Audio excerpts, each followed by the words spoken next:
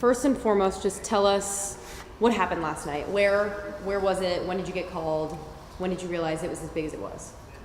The crews were notified of the fire around just before 7 p.m. The call originally came in from a passerby, heading southbound on 75. So the address the crews got was JFK and L Street, which in itself is a very difficult address to locate. Again, we don't know north, south, east, or west of JFK. The address ended up being 4805 South 28th Street. Once the initial crews got on the scene, they were able to provide that address, and that helped the second and third alarm show up in a timely fashion. But during that response, that was probably one of the most difficult things we had to deal with is the vague address that was presented to us. At what point did you guys realize that you needed to upgrade it? Because it was originally called in as a 2-alarm fire, correct? It was originally called as a single alarm fire. They had a single alarm response at, again, 6:49 p.m. It went to a second at approximately 7:30 p.m. And that is mainly due to manpower. The flames, with the size of the structure, they did have everyone out, but just the size of the structure and the simple need for manpower, they called the second alarm. And then the third alarm was actually called at approximately 8:18. They called the third alarm for more manpower, for additional resources. What was the actual fight like against this fire? How close could you guys get? Were you in the building at any point and had to come out of it? I mean, we just don't know. To my knowledge, they never made entry. I think when they got there, they did have flames already protruding from the north side of the structure on the roof line. And again, that's one of the things that we look at is when they make contact with the witnesses, which means some of the employees that are there. They're notified that no one's in the structure, but they still want to do their due diligence and make sure they can confirm for themselves.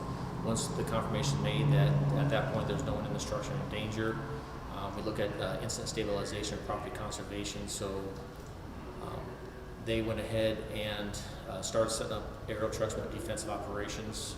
If there was any crews starting to make entry, they backed them out.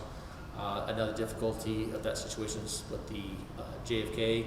If you guys were there last night, you guys noticed we did have 1 or 2 trucks on JFK, which did create some traffic hazards, and we had OPD shut down some of those lanes.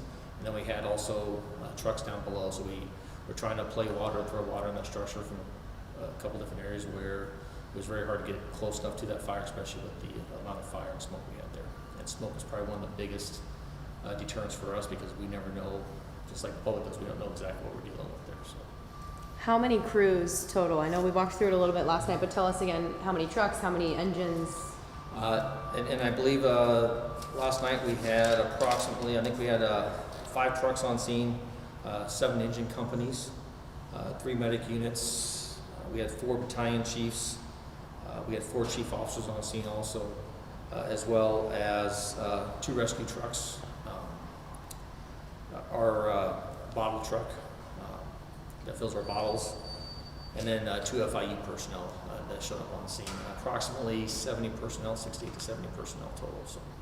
How difficult is it for the fire department when you have so many crews in one location, and then you have to also think about things that might happen in other parts of the city completely separate from this? I mean, how do you deal with that? So how that's dealt with is we do have what they call move-up zones, so we try to backfill the city as efficiently as possible. So as first alarm's called, we don't typically backfill because we typically have the 3-engine, 2-truck response, the med unit, and a couple chiefs. As we hit that second alarm, we have what they call move-up territory. So let's say we pull someone from Station 30 to be on 72nd and F. We might have a truck or an engine company move up to a station that's close to that location, so we kind of try to split those areas up so we have a better response time for everyone in the city. So. And for the investigation, give us a kind of a time frame of when you guys will be able to access that building. With this type of damage to the building, it's kind of hard to develop that time frame. The roof did collapse in the building, so again, just getting into that building, you have to get structural engineers involved. As they get into that building, they're going to probably have large machinery lift some of those pieces off. A lot of that deals with our fire investigation unit works well with the private insurance companies as they come in also, if they have investigators, so they will assist with some of that. But it'll still be our investigation, but we'll need to get some of that material out of the way before we can get inside that structure and make sure it's safe for our guys. So until you get in, there's really no indication of what might have started this fire? Not at this time, no.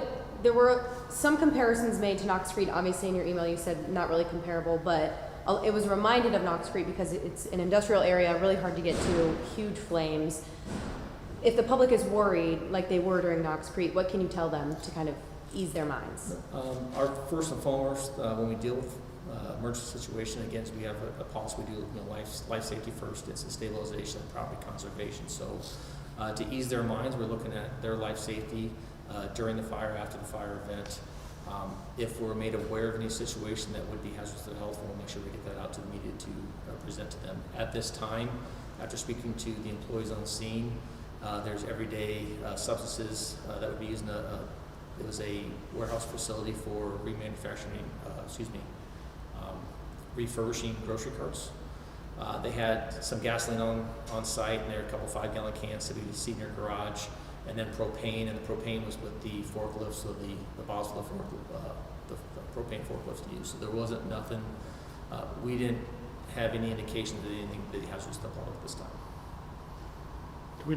Do we know the name of this company? I believe the company is Americana. What was your biggest, and you alluded to this, but what was the biggest issue getting this fire knocked down and out?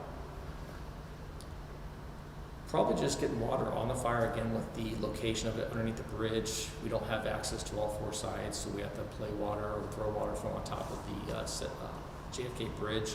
It's just getting rigs in location in order to put water on the fire, because that's how you put a fire out, is you're going to cool it down with the water, aggressive amounts of water, so if you can't get that on the fire doesn't go out very easily. So. And then due to the roof collapse, that makes it even more difficult.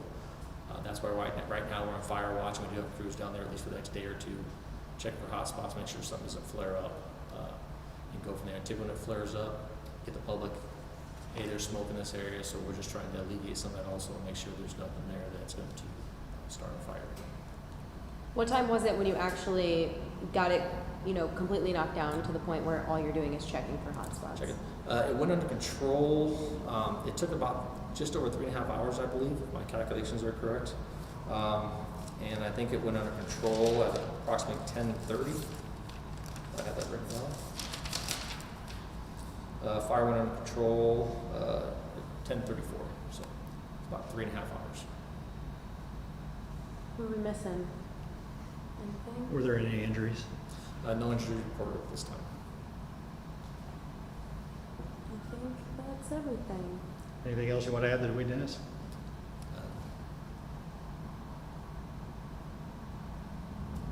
Yes, covered everything. So. Okay, very good. Thank you. Thank you, guys.